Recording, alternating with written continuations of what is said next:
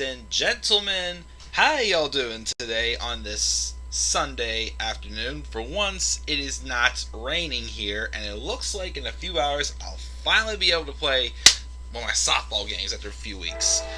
But until then, I thought I'd come up here and catch up.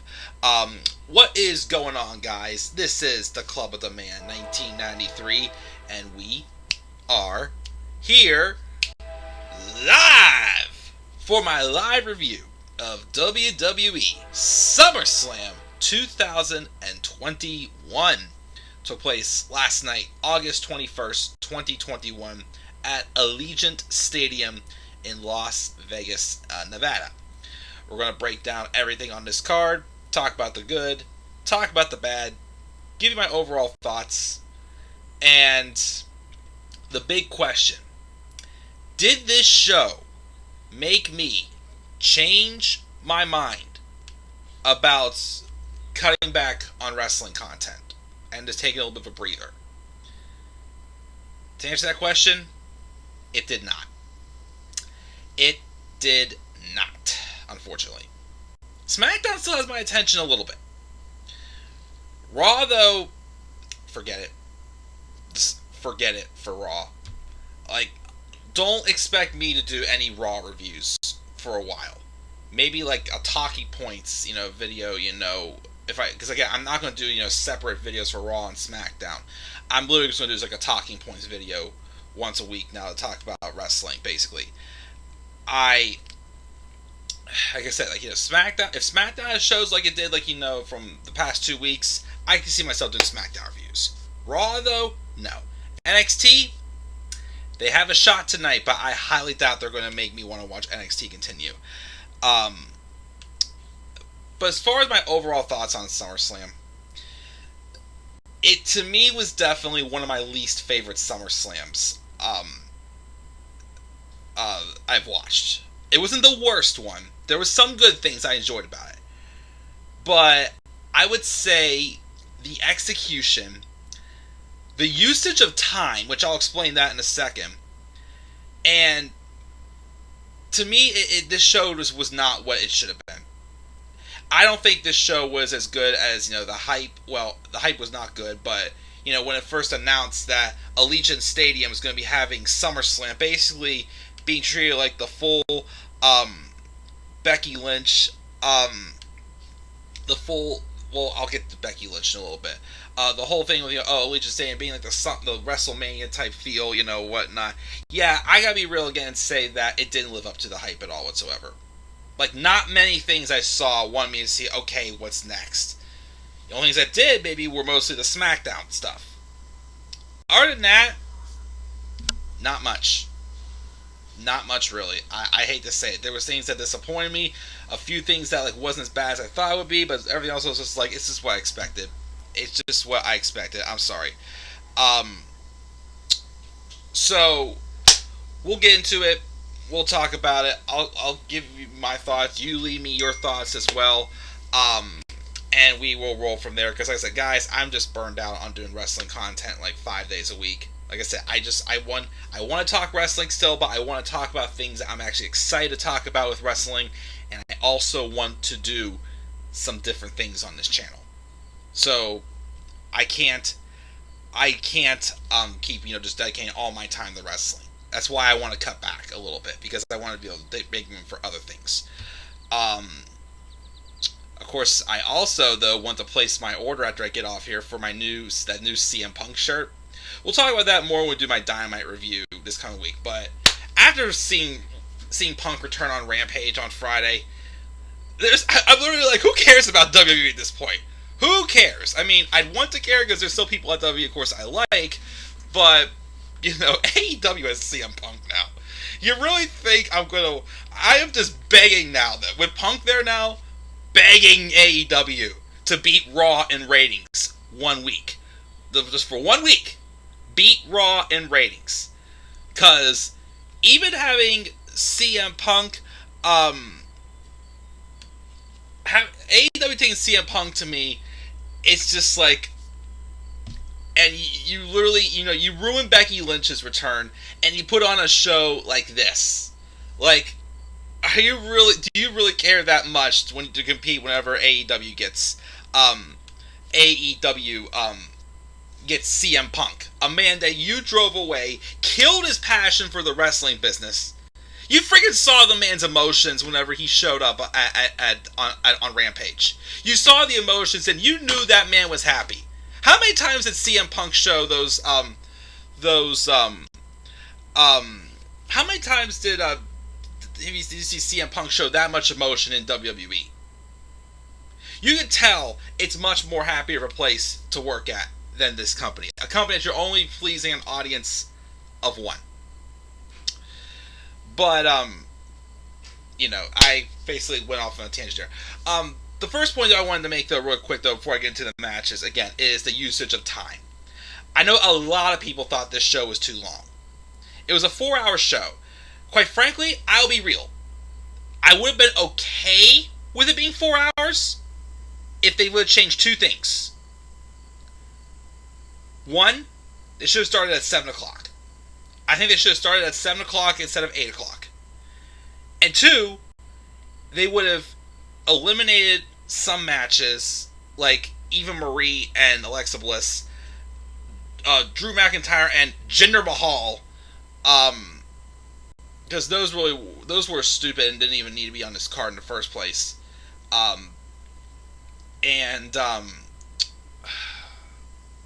couple matches like the Raw Women's title match, I could have cut back on time on that, given more time. Oh, and also they honored those people for the Olympics. I guess I shouldn't knock it too much, but also, of course, that stupid segment with Xavier Woods and Miz and Morrison and that squirt gun thing, whatever the heck it's called. They literally just they literally had to ruin Becky Lynch's return, which I could have given much more time to salvage that. But they dedicated more time to crap like that. Also, was just me, or was the entrances way, way, way too long? And it wasn't because they had a long ramp. No, I was fine with the long ramp, but they definitely took their time with so many of these entrances as well. So my thing was if they would have started at 7 o'clock and cut some stuff that was pointless and didn't even need to happen at all, then I think like 4 hours I would have been okay with it. And like I said, with all those factors in there, also apparently Allegiant Stadium was not in good shape last night. I heard that there was concessions having credit card machines not working. I heard the pyrotechnics, whatever it's called, weren't working. I heard Wi-Fi was down there. Yeah, it didn't seem good. So yeah, after 10 minutes to talk about all that stuff, let's get into the review and talk about the show. First, let's check the live chat and see what we've got here. We've got Mark. What's up, Mark? Again, not too bad, man. Feel refreshed, energized. It's a nice day. Like I said, I'm ready to play softball, and I'm going to watch TakeOver tonight. Probably won't review until tomorrow, but after that, it's probably going to be for me on NXT also. Way to ruin Becky's return, Vince. And again, it's not Becky's fault. But I will talk about that when we get to it. What's up, Lauren? The Universal title picture has certainly got interesting. We'll talk about that as well later on. What's up, Tyler? SummerSlam was actually... Lauren thought SummerSlam was decent. Show's the second best pay-per-view this year. Cool. If you guys enjoyed it that much, awesome. Tyler gave it a 7.3 out of 10. Okay? Lauren gave it a 7 out of 10. You won't be reviewing WWE any longer. No, again, I'm still reviewing WWE. Like, I'm not gonna be watching every single show religiously right every day of the week right now. But I just don't. I want to make more time on this channel to talk about other things rather than just wrestling. And if WWE is not really appealing to me that much, I mean, SmackDown still has my attention somewhat. NXT, I can't do NXT anymore. Raw is just trash also. So like I said, I don't expect as many wrestling videos, streams throughout the week. Like, I've been wanting to do a retro, since it was the 10-year anniversary of it this year, I wanted to do a retro live reaction of CM Punk and John Cena at Money in the Bank 2011. Which, by the way, there was an announcement also last night that next summer, 4th of July weekend, Money in the Bank is going to be at Allegiant Stadium, which, cool, okay. My thing, though, is, how many more, pay-per-views are going to try to, really sucker us in with these, big, big, big, big, big feels. It's not going to make WrestleMania feel like as big, big, big, big, big as it should be. But, why is the SmackDown roster so much better than Raw? I have no idea. Especially if it's the same people writing it, I have no idea. Mark thought SummerSlam was okay, nothing to write home about. Again, I'm going to read the results from Raw, but I'm not going to, waste my time watching it if I'm not enjoying it right now. Nobody better blame Becky for what happened. Blame the owner. Exactly. Don't blame Becky. Becky does not deserve any blame for this whatsoever. I'm putting it out there right now. Becky should have gone to Raw instead of SmackDown. Thank you! That's 100% correct there. The really good thing about Raw is Orton and Riddle, to be honest. I mean, they're slowly growing on me more and more. Again, my thing is, I just hate the promos that Riddle cuts. If Riddle would cut promos on the level of as in NXT, there seem we'll talk about that when we get to that match. I hate how they buried Bianca in 27 seconds. I love Becky, but really, Vince? Again, we'll talk about that when we get to it. I don't know if Sasha is sick or not. It's quite possible because WWE will not want to admit who does get sick or whatnot. But it's possible. What was Brock going after Roman instead of Lashley? I don't get that. Talk about that later. I take it you're not a WWE fan anymore. Like I said, I don't hate every single person in WWE. I love people in WWE, but like I said, I just don't want to dedicate my time to reviewing 5 wrestling shows a week, and most of them I'm just half-assing reviews just to do them. I'm tired of doing that. Like I said, when I did like a SmackDown review, this past weekend wasn't too bad. When I did it at my girlfriend's house, but when I did it the week before, it was almost an hour review. I used to do those hour reviews all the time. And now I'm coming to doing these 15, 20-minute reviews. I'm like, yeah, good night. I'm tired of doing that. Like I said, I just want to be sure I'm dedicating the time talking about the things that make me excited, not just come up here and just waste everybody's time.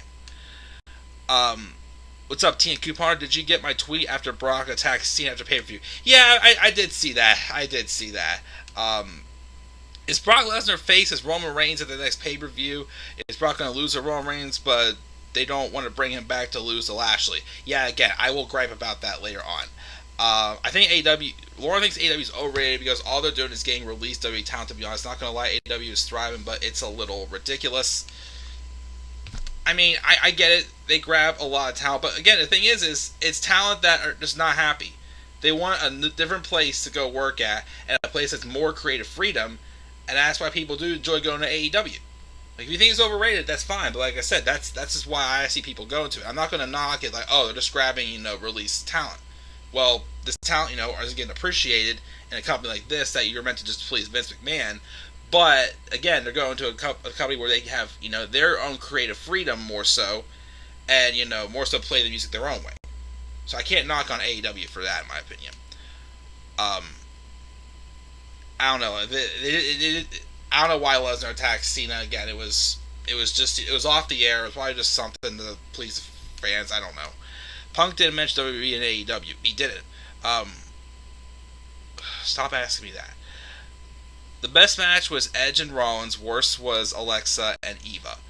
There's nothing intriguing for Raw because you have Edge, Brock, Cena, and Becky on SmackDown. But after the show off the air last night, Brock I don't know what you do that. Most deserving title win, RK Bro. Brock's back last night. Then he should have come to face Lashley. And then Alexa versus Eva could have been on the pre-show. I agree.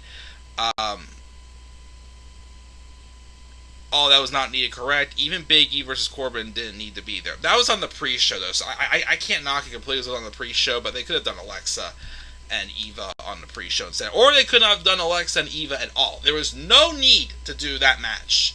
No need whatsoever. Edge's entrance of the Brood was great, yes.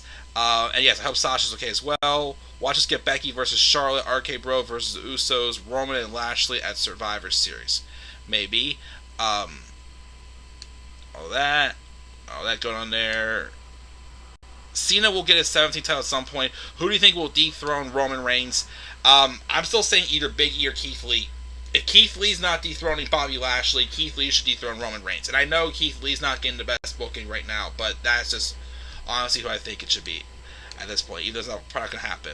Put AJ, Sheamus, and Miz on SmackDown in the draft. I don't think the Index Love storyline is dead. I'm not sure what you know about that, but I'm not a fan of that story. Best Bray Wyatt is rumored to sign at AEW. Sure.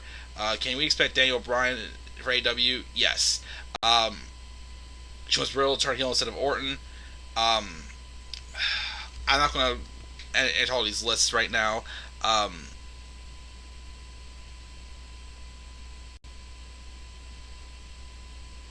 Watch Paul. We'll stick with Roman Reigns instead of Brock. I don't watch TNA.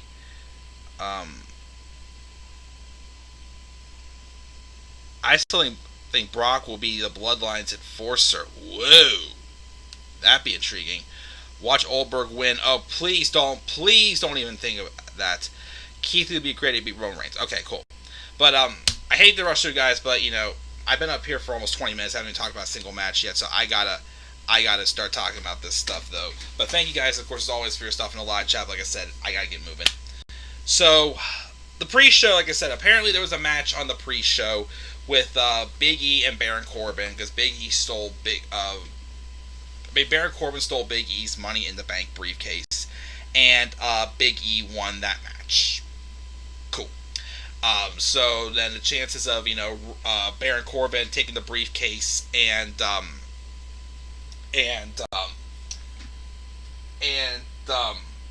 trying to cash in was definitely out of the question, basically. So there we go. The match that opened up the show was the Raw Tag Team Championship match. AJ Styles and Omos taking on RK Bros, Randy Orton, and Matt Riddle. Solid match to open up the show. Not much to really say about it. They didn't seem to have Omos get involved too much in the match. RK Bro kept it, to try to avoid Omos as much as they could. They did take out Omos, who is not that great at selling, to be honest, Omos. But then RK Bro do eventually win when Randy Orton hits the RKO on AJ Styles, and RK Bro win the tag titles. I was going to say something about RK Bro, but I can't remember what it was now. I can't. Oh, I remember what it is. Like I was going to say is, I think what they're trying to do is make RK Bro in some ways similar to how it made how the team of Matt Riddle and Pete Dunne was in NXT. They were an entertaining team. It was definitely the more goofy jokester guy of Matt Riddle and the more serious Pete Dunne, and it worked. To me, it worked. It worked down there, but like I said, the promos that Matt Riddle's cut on the main roster are just atrocious. Like, if he cut better promos, I'd have no problem. But it's just so freaking annoying, and that's why it's taken me a little bit longer to become more of a fan of RK Bro. They're slowly growing on me more, and I do kind of agree. I do kind of want to see Matt Riddle be the one to turn on Randy Orton instead. I kind of want to see that. And the whole thing is just Riddle could be saying, Randy once again, Matt Riddle seemed to have this obsession with Randy Orton. Like, I hate to say don't completely make it, like Mickie James and Trish Stratus, but make it a way where tone it down, where Matt Riddle was like, Randy, you didn't want me, but the moment that you needed someone, you took me under my wing, and then I knew once you started easing up and letting go and whatnot, then you wouldn't need me anymore, so I got to you first or something like that. Basically, I don't know. I have no idea. Who knows? But, a solid opening match to open up the show, and yeah, probably one of the only few things about Raw. Even though another match from Raw I thought was pretty good, which we'll get to that in a moment. Definitely not this one, though. This was, at first, this is when the first 3 matches were Raw matches. I'm thinking, okay, we're getting the worst stuff out of the way with first, right? Well, I shouldn't say the worst stuff, because I knew this was not going to be bad. This was actually solid. We have this next match. Alexa Bliss versus Eva Marie! Or whatever heck it is. Yeah, I didn't care. I spent most of this match getting up, getting her a slice of pizza, getting some chips, cutting a slice of cookies and cream pie from Eaton Park. And the only thing I remember that happened from this match, honestly, was I peeked around a corner and Eva Marie was holding Lily and slapping around Lily across the face. Yeah, I didn't care. Alexa Bliss won, and after the match, Piper Niven, Dewdrop, gets on a microphone, puts on Eva Marie's robe or whatnot, and it was just like, the loser of this match is Eva Marie! And she just, starts, mocking Eva. I don't know.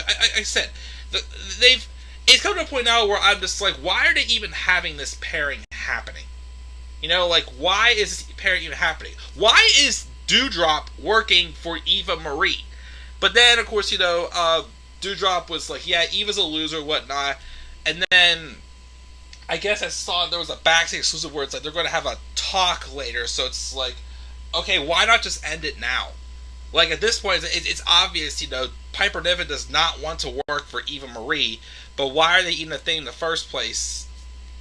And it makes no sense. Again, this was something else that was a waste of time. Didn't need to be on the show. We're going to move on. The next match, though, I thought was pretty solid. Damian Priest versus Sheamus. Again, I knew this was gonna be good. I mean, other than the fact that, it was on Raw already, 1-on-1, championship contenders match. Sheamus, loses clean. And, yes, Sheamus has not done much as United States champion, that's for sure. He spent 3 months feuding with Humberto Carrillo before he actually has a pay-per-view match with Damian Priest, which deserves to be United States champion. And it was a good match. There was a spot in the match where Priest goes for a dive and Sheamus did not catch him, and Priest obviously landed on his hip. But he ended up, finishing the match and looking like a badass, which was awesome. And Damian Priest goes the new United States champion, or AKA the National Championship, as that one interviewer who I thought looked like Jade Cargill, who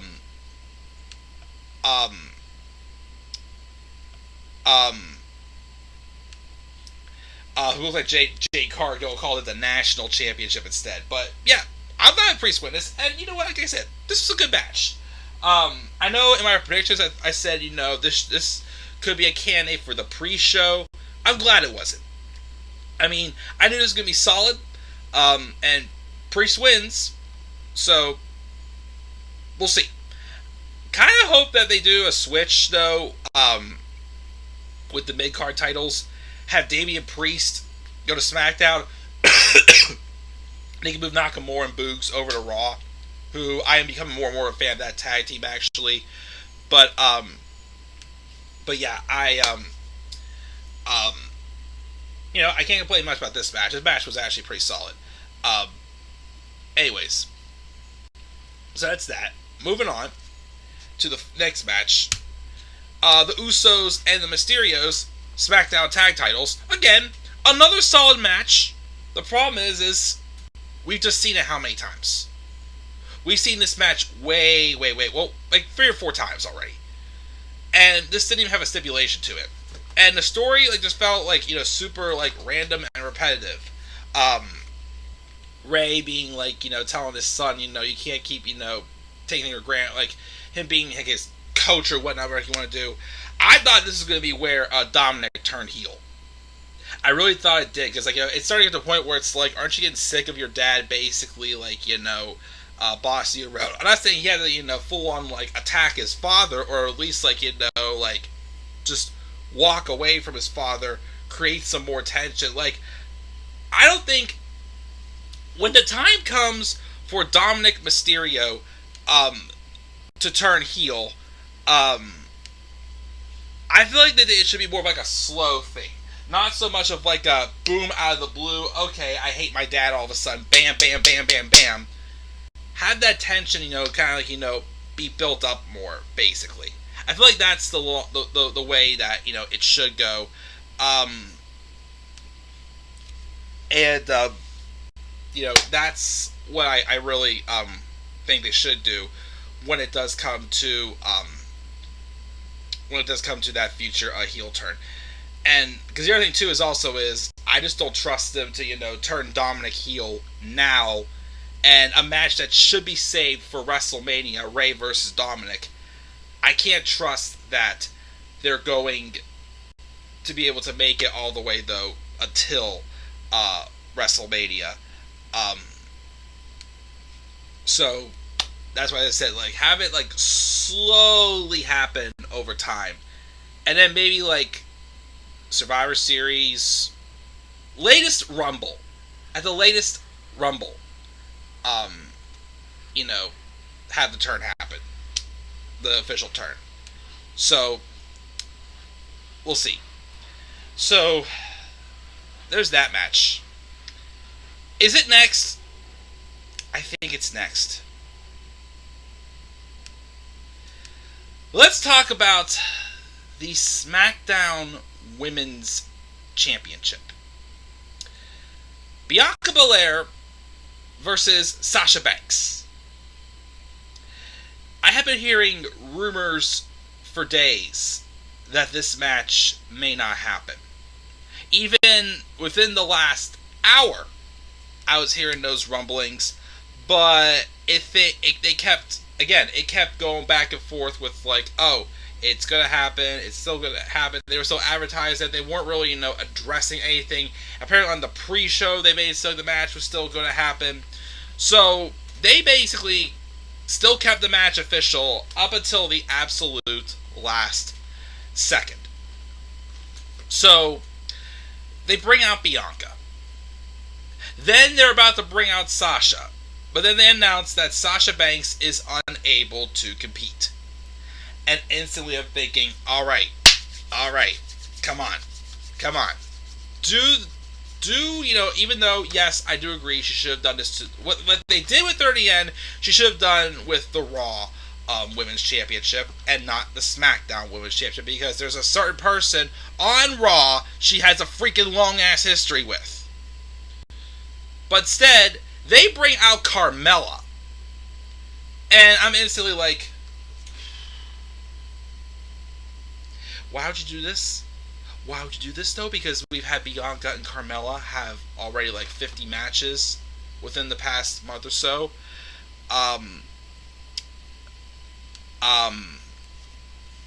So they're about to get started with the match. And then, BAM! Whoa!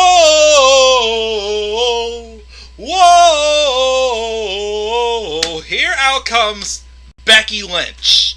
And that's, I'm like, thank you! This just saved this whole thing from going up in smokes. Oh, and before that too, Bianca was like, I am frustrated, so I am going to, take all my anger on you. But now Becky comes out, and Bianca's like, okay, girl, or dude, as it should be, since Becky Lynch is the man. And Becky was hyped. She came down the ramp, high-fiving everyone, just like, she was excited. It was good to see her back. She looks great and everything also.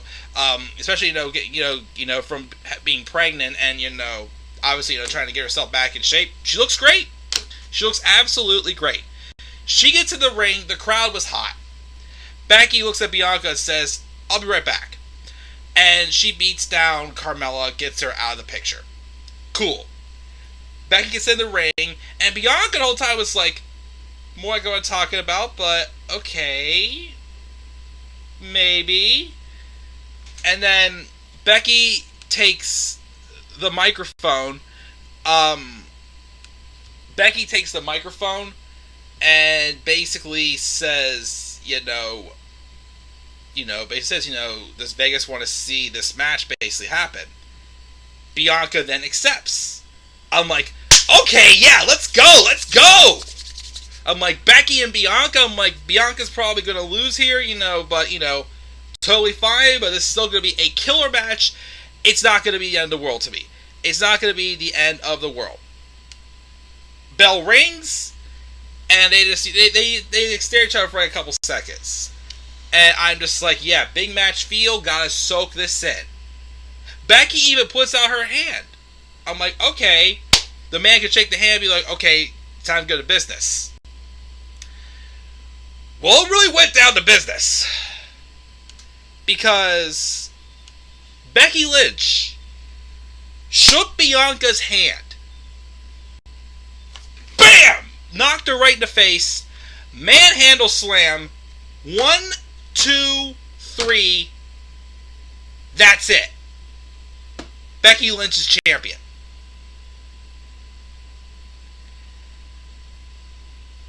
And I'm sitting there, I'm like,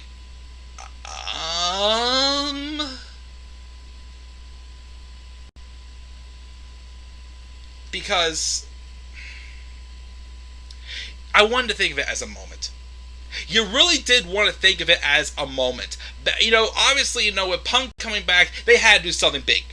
They bring back Becky Lynch.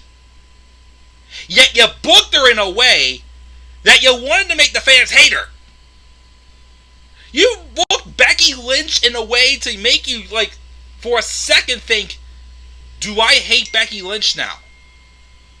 Which should not be the case. This is a woman who, for crying out loud, basically 3 years ago, SummerSlam 2018, said, enough of this. We're doing things this way.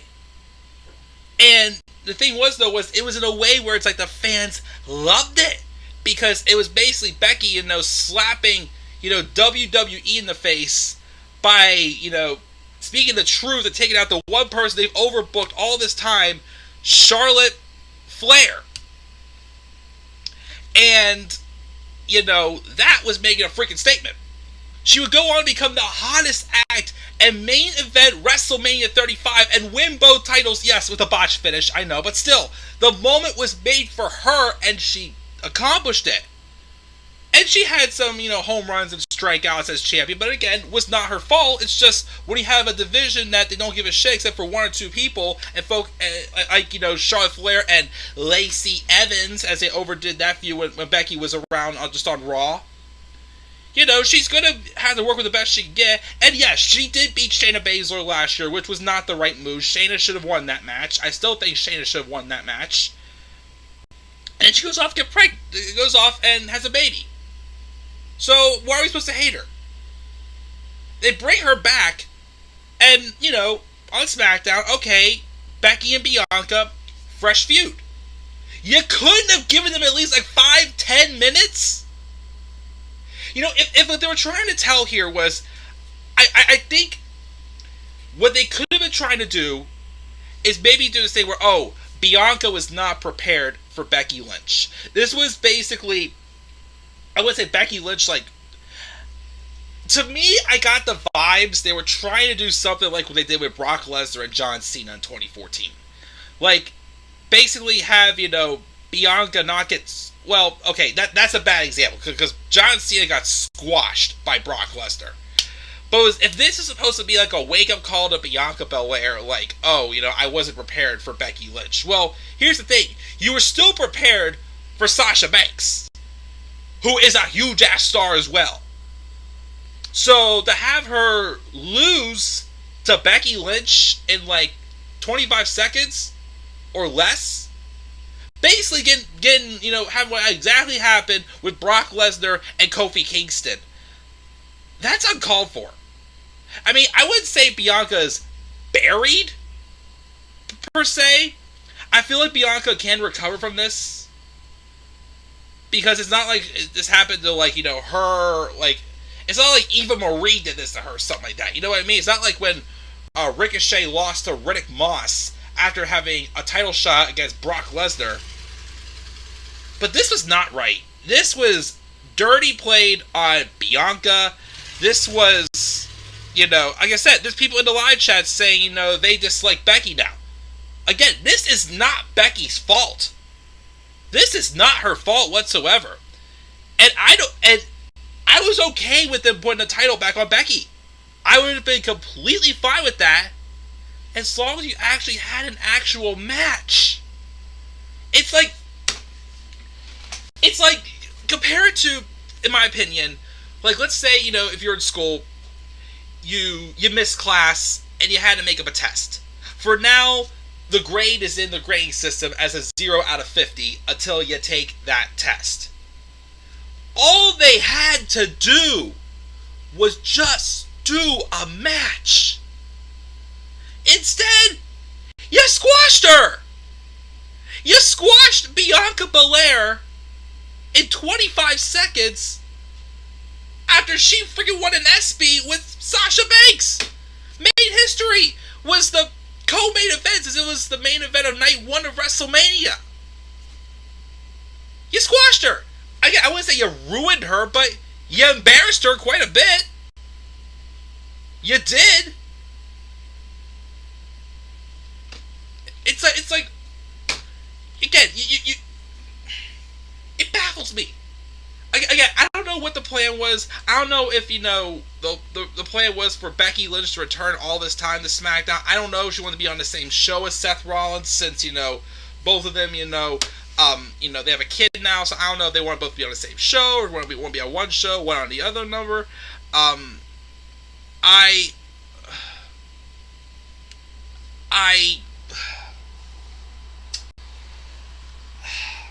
But it shouldn't have happened like this. I don't know if this was the plan, whether Sasha would have been available or not. It shouldn't have happened like this. Like, again, it's not fair to Becky. It's not fair to Bianca. Like, Becky, being champion, I'm fine with it. But you literally embarrassed Bianca Belair. That's the part I'm pissed off about. And if they were trying to turn Becky Lynch heel, my God, no. My God, no. That is just ridiculous. You have, again, you have the person that we wanted back, and you're going to try to make her a heel? Which I hope to God is not that plan. It better not be that plan. They better not be trying to turn Becky Lynch heel. I got scared because she cut a promo backstage where they have her be interviewed by one of the backstage personnel. She just goes, "The man is back, and it feels good," and just walks away. And then she cuts this stupid scripted promo going, "She is so cool." You can tell that was all Vince and whatnot. So, God, like I said, it is inexcusable. You ruined Becky's return. You made people. There's people who do hate Becky Lynch now, and she should not be hated. But I don't blame people for feeling that way. They again, it's not Becky Lynch. It's just how it happened. How did you ruin this? How in God's name do you ruin this? WWE is the best at ruining everything. They could ruin, heck, they could, for crying out loud, this SmackDown somehow ruin Roman Reigns.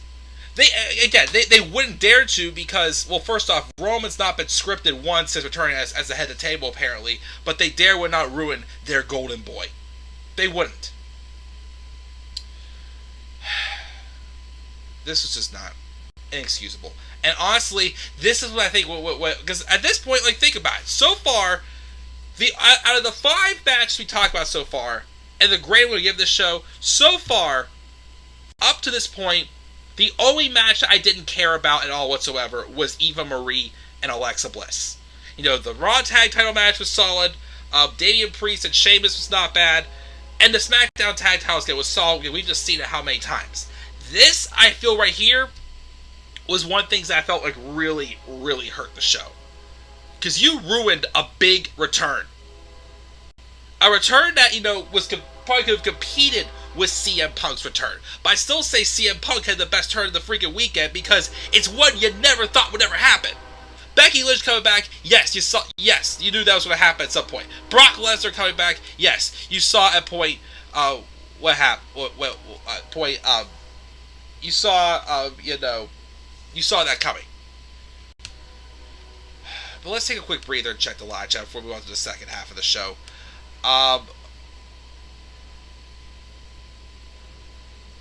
Where were we at?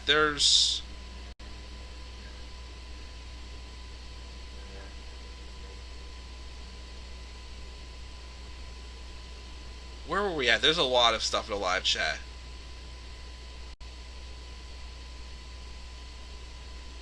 I don't even know where we're at in the live chat.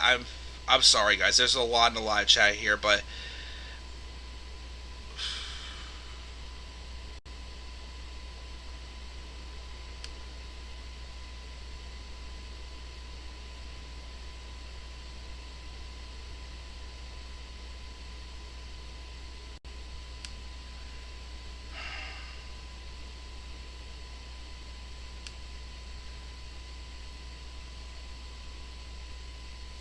let me see here.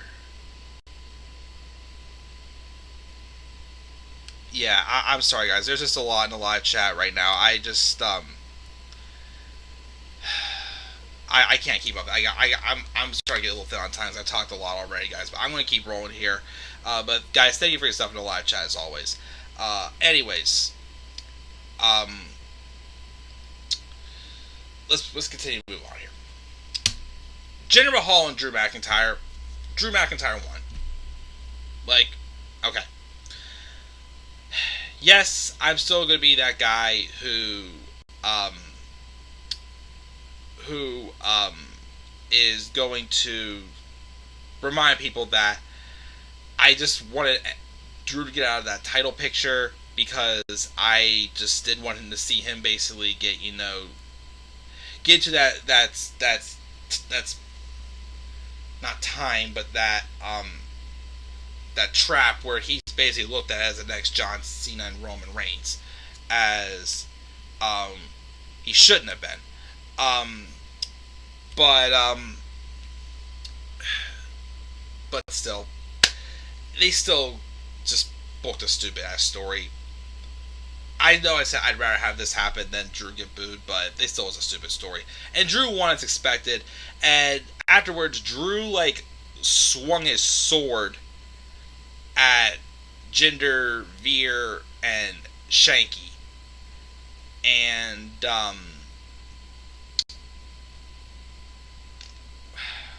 yeah. So why Drew McIntyre is allowed to use a sword, even though he basically uses, he's definitely not going to be able to actually actually attack someone with it. Yet you can't have blood. Makes no freaking sense. But so that was that match. Match number 7, the triple threat match for the Raw Women's Championship. Nikki A.S.H, Nikki A.S.H, Rhea Ripley, and Charlotte Flair in a triple threat match.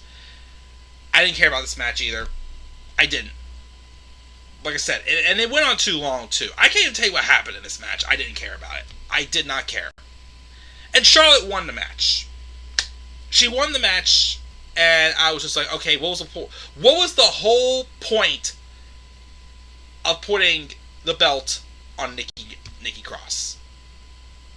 If they really wanted to make her champion in this horrendous gimmick, again, this whole thing of I almost beat Charlotte, I almost beat Rhea. You almost did all that while you were the stinking champion. Why do we want to cheer for somebody who almost did something good as champion? Almost is not enough when you're the stinking champion. And then they have the match. And again, Nikki taps out to Charlotte. Nikki Cross won one match as Raw Women's Champion. And that was that no holds barred match she had against Charlotte. She lost as champion. Just one of the worst champions ever. And again, I continue to ask myself, what was the whole point of Nikki Cross winning Money in the Bank, cashing in just to lose the belt a month later, and basically back to catering for her? Like, they could have had Becky return here instead, because again, she has a freaking history with Charlotte Flair. Yes, they overdid the match how many times? Yes, I get it. But again, what was the point? What was the whole point of all this? What was the freaking point of building to this match? Just to have Nikki Cross be the worst champion ever, and just for Charlotte to win the title back. There was no point. No point. But here's a match I actually liked. Edge, Seth Rollins. Exactly what it needed to be. Although Seth did not hit Edge with that stomp, I kind of wanted to see what would have happened if Seth actually did hit Edge with that stomp. It did not happen, but still an excellent back and forth match. Edge coming out also with the Brood as the Brood's entrance, of course, also with the fire and the sunglasses and everything, was awesome. A lot of good counters in the match. There was a couple moments that definitely got a little bit, extreme. Well, only one, but there was a couple moments I remember, like Edge, of course, doing the glam slam on Rollins, like taking his wife's move, which is cool. But there was that spot where Edge speared Seth Rollins while on the apron. And it basically was like when Big E spears someone through the ropes, basically. And I was just like, oh boy! That was a little bit scary. But they pulled it off. It looked good. I'm glad. I do, of course, again, like the teases of Seth Rollins, though, doing the stomp. And what it could do to Edge's neck. And especially the one they did on the apron. I'm like, holy smokes. Like, that is a deadly tease. But in the match ends with Rollins going for the stomp. I think it was like a third time attempt to stomp. Edge rolled over, caught the foot, got Seth down, went to like a crossface, and then Seth was still hanging in there, so then Edge grabbed Seth by the hair, and Seth was like, ah! With like the big eyes on his face, and just starts like slamming the face of Seth into the mat like at least like a good 10-15 times. Puts him in another like type of like cross face and where it was. And I'd say at least since 2013, 14, not sure if it ever happened. Not sure if it's ever happened, but Edge got Seth Rollins to tap out. Edge gets Seth Rollins to tap out to win the match. Okay. This feud was definitely one of the few that I will give WWE credit for within the past few years. Again, this one, all they had to do was just play off the history. Go back to 2014 and just go from that moment, 2014, and again, have Seth Rollins basically say, if it wasn't for Edge, I would have been getting that Universal title shot back at well, then again, like I said, the only loophole I will say is, again, at Money in the Bank, Seth Rollins basically said, I'm next in line, whoever wins with Roman and Edge. So for him to say that, then still go after Edge, okay, that was a little bit of a problem.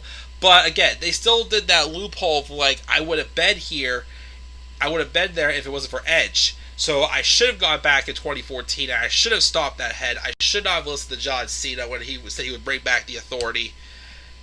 So, Seth tried to, fix something he thought, I stopped it all those years ago, but he didn't. Edge wins. Cool with me. And then we get to this match. Bobby Lashley and Goldberg. Here's what I will say. Other than that horrible selling that Goldberg did when MVP hit him in the back of his knee with his cane Other than that bad selling, this was fine for me. With how, Lashley basically, won by referee stoppage. Like just damaging the knee so bad that Goldberg can't continue. I was fine with that. I was. But then after the match, they have Gage Goldberg come in and try to do like a sleeper hold on Bobby Lashley. Lashley just flips Gage over him and puts a hurt lock on him, which at first I didn't realize who it was. But then when they said it was Gage, then I realized who it was. And they basically had Gage Goldberg pass out the Bobby Lashley's hurt lock. And then Goldberg, who basically has just crawled over, like, basically stopped selling the pain of that knee, which, was a little, not too consistent on his end, if you know what I mean. And MVP cuts a promo basically where it was like, oh, we didn't know it was Gage, basically. Which, believably, yes, I can kind of believe that. But now you're basically saying you're teasing another match between these two. And it was, of course, advertised that sometime in October, we are getting Crown Jewel. So you know when that rematch is happening. Not Extreme Rules next month. It's happening in October at WWE's Crown Jewel, which I will not be watching that show, of course. So not only that, we not only could be getting another rematch with Bobby Lashley and Goldberg, now we could be having Goldberg beat Bobby Lashley, or, I don't know if this is worse or not, we could be getting Gage and Goldberg versus Lashley and MVP. Are you freaking... Huh? It's bad enough that they keep getting Goldberg in these matches, that he's past his prime, does not need to do this. Now his 15-year-old son? I mean, this could be me completely overreacting, but I'm not... If they're going to have Gage Goldberg go in there and actually attack Bobby Lashley, you bet you that they have intentions of having Gage Goldberg wrestle in a match. I can see it happening. He did no offense, but they could have a freaking 10-year-old kid get involved in a tag title match. I will not be surprised if they actually have Gage Goldberg have a match with his father, teaming up against Bobby Lashley and MVP. Jeez, oh man. And it makes me more mad, though, that we had the return happen at the end of the night, and they could have had the match that they should have had instead of this shit fest. Let's get now to the main event. John Cena and Roman Reigns. Good match. This was good. I don't know which match. Again, I always say their No Mercy match was good, but it's just the aftermath and, just like the final decision and just how it basically felt deflating at the end with, the aftermath. That's what hurt that match. This, though, I think was good. Roman, though, was dominating Cena most of the first half of the match. But in the second half of the match, Cena got, he got rolling. He did his 5 moves of doom, which, of course, Roman interrupted. There was several, near falls that Cena had that definitely, he almost put away Roman Reigns, such as after hitting the AA on Reigns through a table. The Avalanche AA from the second rope. I say second rope because remember, SummerSlam 2016, John Cena hit AJ Styles with an Avalanche AA from the third rope, yet AJ still kicked out of that. Which was an incredible moment. One of my favorite moments as a wrestling fan, for sure.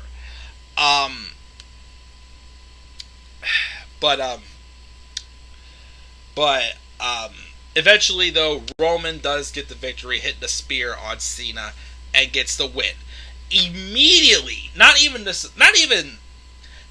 long as Becky Lynch and Bianca Belair had their match. Immediately, though, Brock Lesnar returns. And first, I will say, he could show up at the stadium, yet you still couldn't have him fight Bobby Lashley. While Bobby Lashley, despite, having, crappy opponents to go up against, and yes, Goldberg is a crappy opponent, Brock Lesnar was able to be here, yet you still couldn't have had them have the match. That irks me. But I will say some positives. Brock Lesnar looked awesome in person. I mean, you see the photo about a month or two ago of Brock Lesnar with that beard and ponytail and whatnot. He looked pretty cool. I like the new look. He came out, and of course, Paul Heyman was shaken up because that's his former client, and now, of course, he's with Roman Reigns now. Obviously he was shaken up. And they walk away like it's shocked that Brock was here. And yes, I know Brock apparently, beat down John Cena after the show went off the air, but it went off the air, I'm not going to count that. But Brock basically was acting like a babyface when he was live on TV. So I'm guessing Brock's a babyface, as he probably will be in this feud with Roman Reigns. Here's my thing. I know I've said countless of times, I don't want to see that match ever again because I got sick of it. This new look, I kind of itch to see it a little bit. My only thing is just don't do that Mania. Please don't do that Mania. I mean, they're probably going to do Roman and Finn next month at Extreme Rules. So I'm thinking they're probably going to do Roman and Brock either at Crown Jewel, which I'll say this. If they do Brock and Roman at Crown Jewel, I will at least watch that match. That's the only match I will watch. If they for Crown Jewel, I'll give Brock and Roman a chance because I do think that they could put on a good match. This different dynamic, maybe, I don't know, but like I said, and Tyler just said in the live chat as well, they overdid it in 2018. Again, I feel like we were on lockdown in 2018.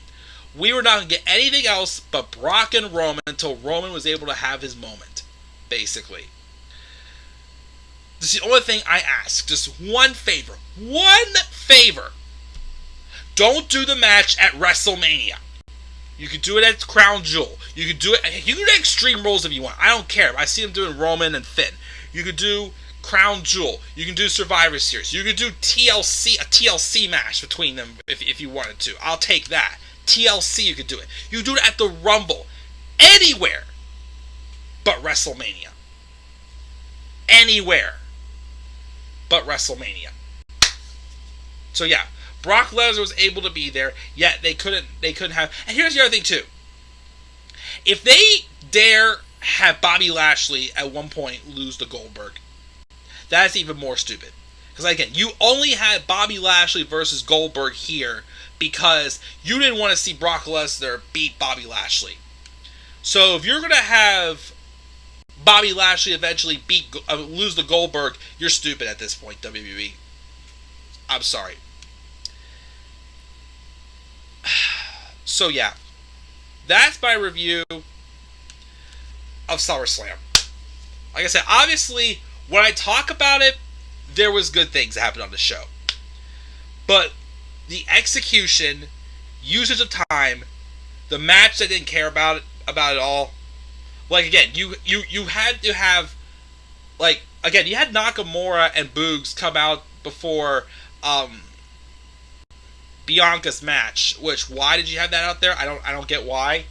Why also did you? I mean, no disrespect to the Olympics people, but why did you have to honor that?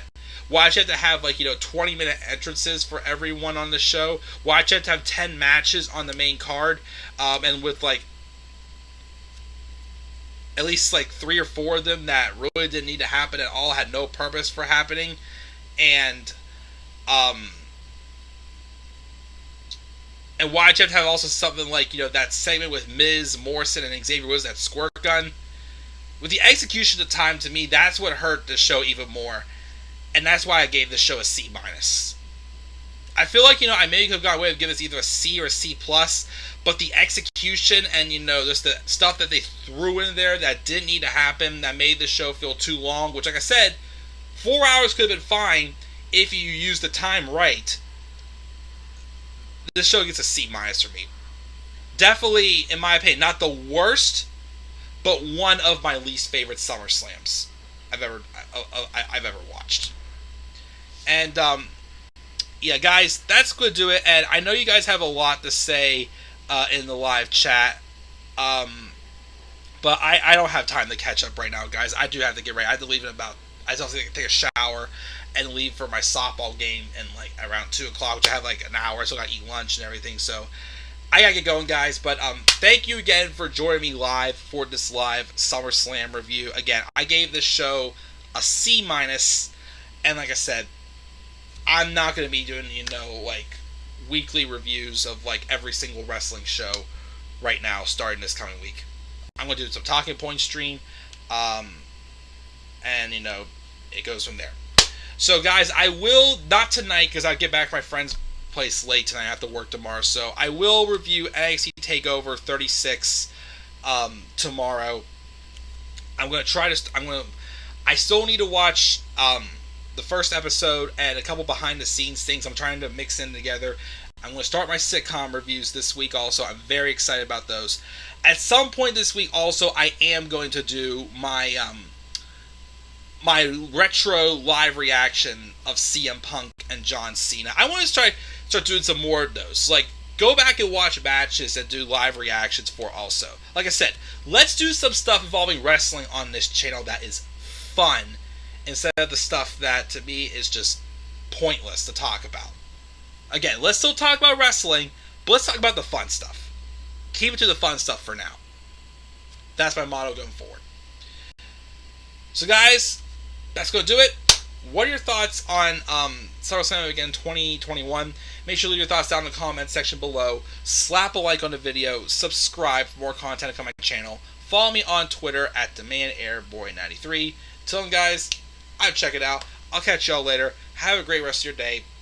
Peace out, everybody.